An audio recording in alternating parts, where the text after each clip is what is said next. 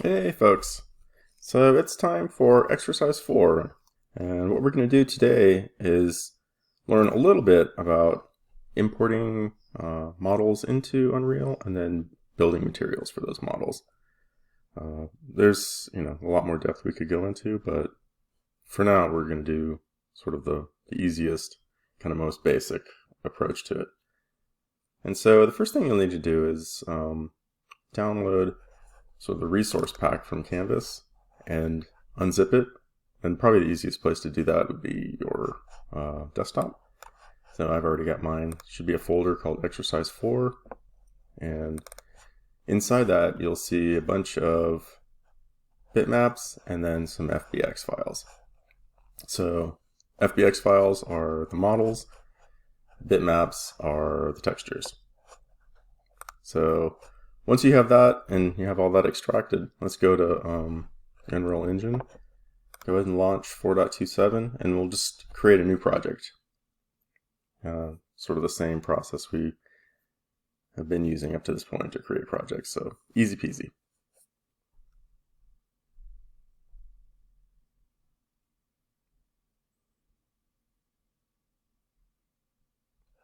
And because this is a home project, we're going to use the first person template.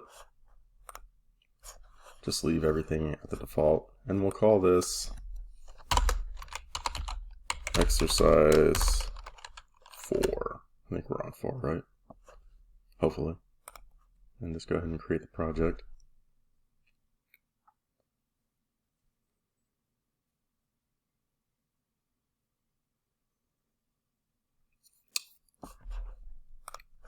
And then, as always, I like to just start with a fresh level, so go ahead and we'll create a new folder, call it levels, and then create a new level. Just call it whatever you want. I can always call mine main. Save all, and then double click it to make it the active level. And so we're going to do our normal kind of populating level process. So let's start with a plane for the ground, so we have something to stand on.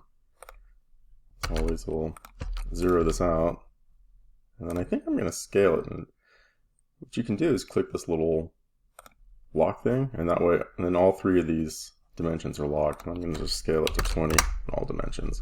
Because it's a flat plane, the Z dimension is not going to do anything, but it's just easier that way. And then go to lights, drag in a directional light, zero it out, and the skylight. And then go to visual effects, atmospheric fog, and yay, we can finally see something. Awesome. There's all our stuff.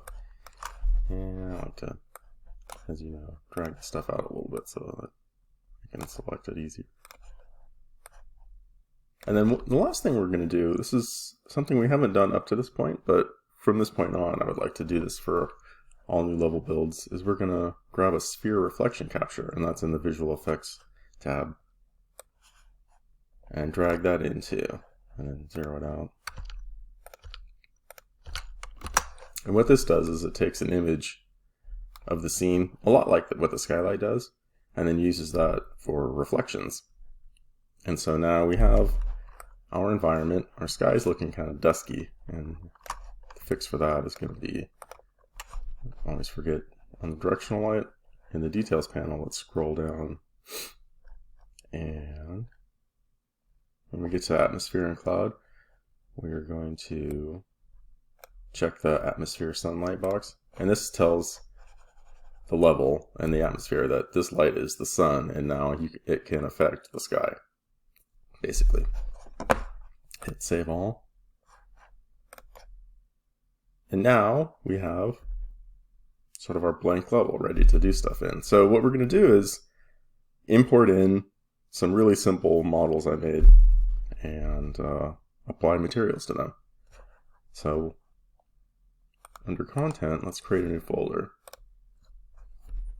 And we'll call it Geo. You can name it whatever you want. I usually use Geo or Assets or something like that. And then now, once that folder is selected, we're going to go up here to the Add Import button.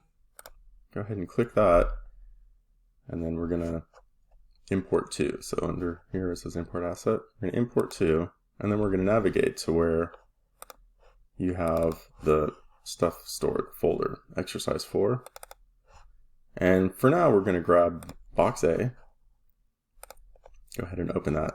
And we're faced with this dialog box full of options. These are all the import options. And for now, we're going to leave everything as default. There's some stuff in here that we'll get into a little bit later, like generating missing collision, and a few other things. But for now, we'll just leave it as default. And this, and import all. And now we have our box and a material. And so when I created these, I set it up to have a material that was named, appropriate to the name of the object in Maya. And then when I exported it, those materials are associated with that.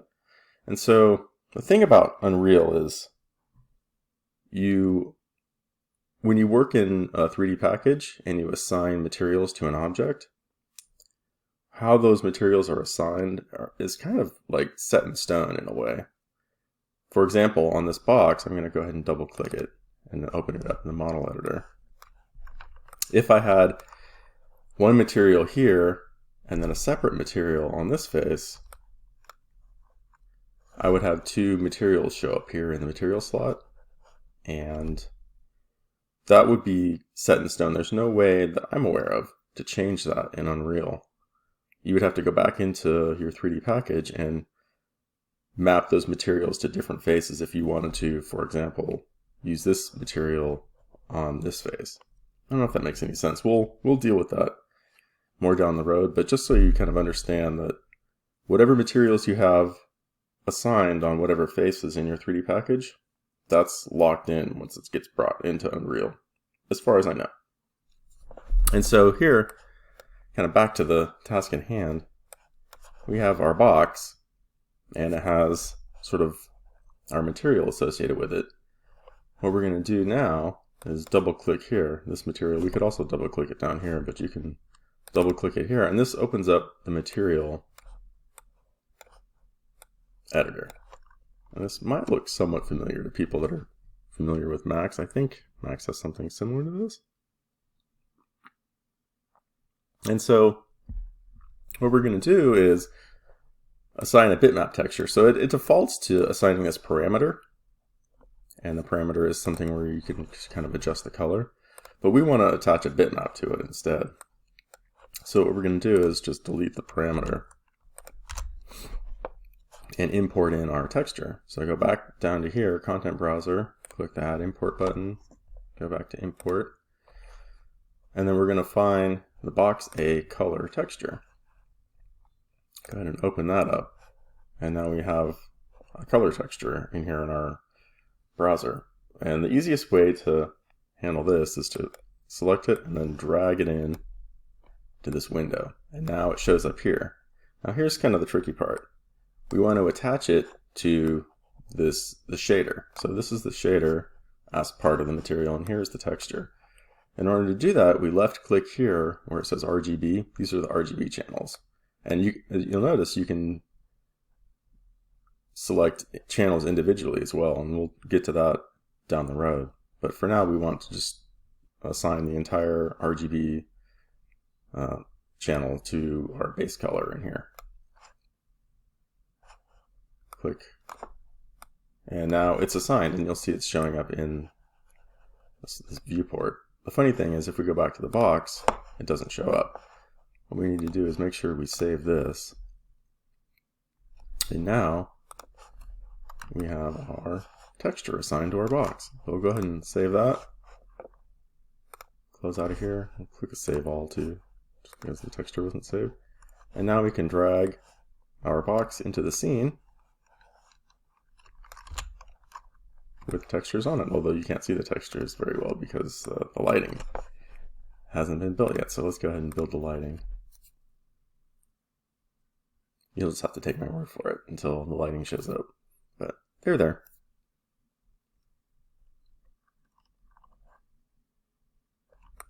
And there we go. That's our first model.